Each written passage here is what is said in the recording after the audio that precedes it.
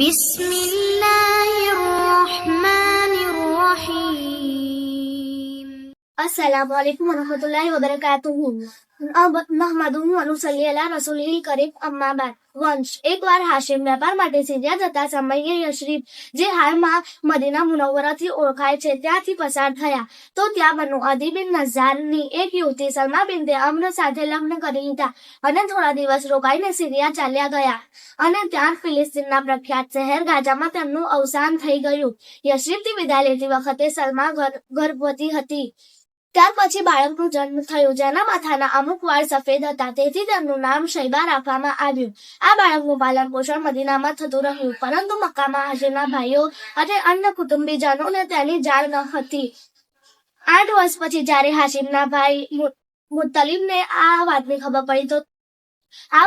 પડી તો તે મદીના જઈ તેમને પોતાની સાથે લઈ આવ્યા।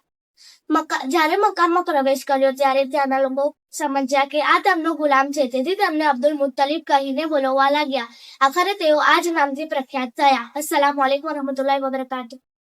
अस्सलामु अलैकुम वरहमतुल्लाहि वबरकातुहू।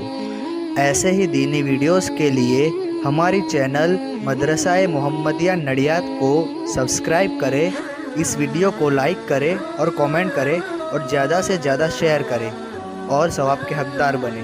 जज़ाकल्लाह।